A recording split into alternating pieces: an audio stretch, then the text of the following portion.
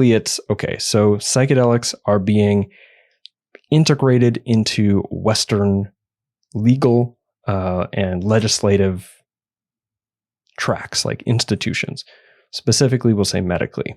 And I'm wondering where you see that as being in particular service or potential service to Indigenous people. And one of that obviously is like, okay, ideally, a lot more increased sort of like what you called it, sacred reciprocity. Was that the term? Mm-hmm. Right. So yeah, that would, sacred. Yeah, that would be great. Increased recognition and increased sort of like inclusion in the whole narrative. But I mean in particular to what the integration of psychedelic medicines into Western institutions might offer with respect to Indigenous people having access to that medicine for the addressing and healing of intergenerational trauma or the ongoing impact of racism and racial prejudice against Indigenous people. Mm-hmm. Yeah, that's a loaded question. I think one of the things from my perspective is that, when like we just think about that medical policy and what it can do for Indigenous people, what can it do for my community, for example? First of all, and I'm using an example, let's take that Oregon legislation that just came out about the use of psilocybin. And one of the things that in our country, at least in the United States, all of our healthcare is provided by the federal government. And we are essentially seen, when I say we, Native American tribes, are seen like an equivalent to a state. And so there needs to be this government to government relationship. Right now, as it exists today, psychedelics is not even on the radar. Because first of all, is that our funding comes from the federal government, and a lot of these psychedelic medicines are actually illegal, with the exception of ketamine. And even ketamine as a possibility to be used in our mental health programs on reservations is not even considered as well. Because again, one of the things you got to realize is that we're dealing with a lot of our leaders grew up in the 60s, in the early 70s when we had this war on drugs kind of thing. So their mentality is kind of that mindset. Fast forwarding to where we are today, and I see all the possibilities of these medicines really being used in a way that can help heal intergenerational traumas.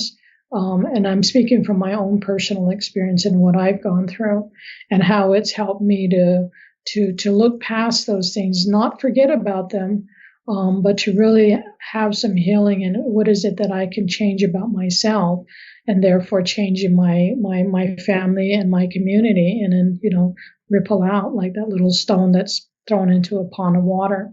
And so I think those are some things, some considerations that really need to be thought about. And I think the other part of this is there's a lot of education that needs to go into our Native American communities.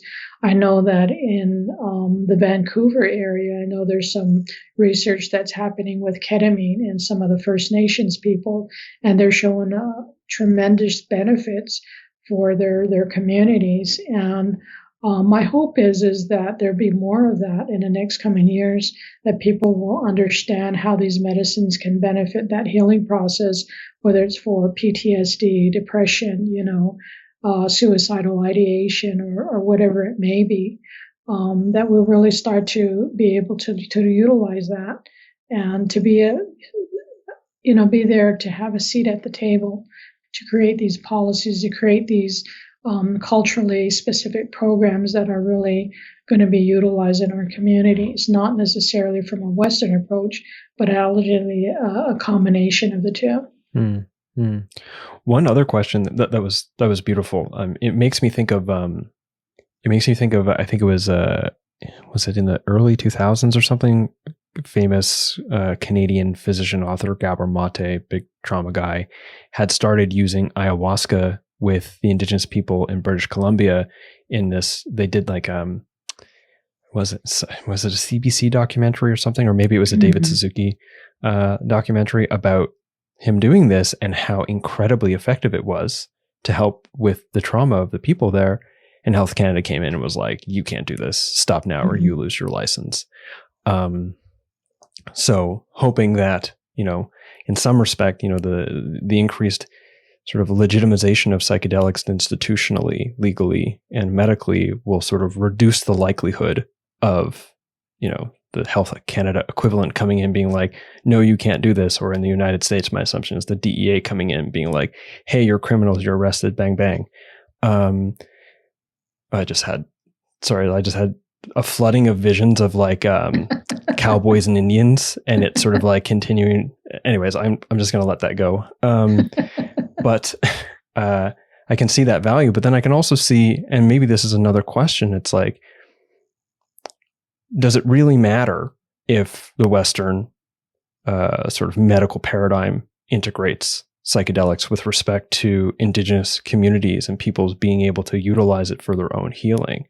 Like, I'm wondering about that. Like, does that really matter? Is it really required? Or is there something else that's required to make this, or not make this happen, for it to happen in a generative way? I guess it depends on what you're wanting the outcomes to be. If you're wanting communities that can heal from 500 generation or 500 years of, genocide, and there's that possibility to have that, then I would say yes. There needs to be some room and some changes that need to be made. But I think the other thing that we really need to think about, and I'm saying we collectively, is that some of the systems that have been created were created in the early 1910s, 1920s, and they don't serve the purpose and the needs of the people. And I'll take an example, is a lot of here in the States, a lot of the institutions and systems that we have, say for healthcare, were created originally from under the War Department, and then eventually moved into the Department of Interior, and then now reside within, the Public Health Service.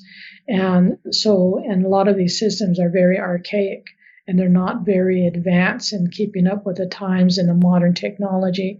So that's one piece. The other part of that is the funding of how do we fund these programs so that they exist. I believe there is more than 250 treaties that have been signed with Native American people in the United States, and every single one of them has been broken. And the majority of them call out the need for health care. And for as long as I've been born, and I'm almost 60 years old, our Congress has never funded 100% of our health care. And so you're trying to run a system that's got a Band-Aid on it, and it's busting out at the seams. And, you have more, like you indicated earlier, the suicide rates are going through the roof. The alcoholism and substance abuse rates are going through the roof. And, you've got a system that's, you're putting Band-Aids and, it just doesn't work. And so somehow, some way, we need to come back to the drawing board and say, okay, let's look at this system. Let's start out fresh. And how do we work with each other? And I think that's my hope, at least with the psychedelic movement, that we start to be mindful of those things, and we can create something that's going to be beneficial for not only for me, but for you and for everybody collectively, and really end on a positive note. And I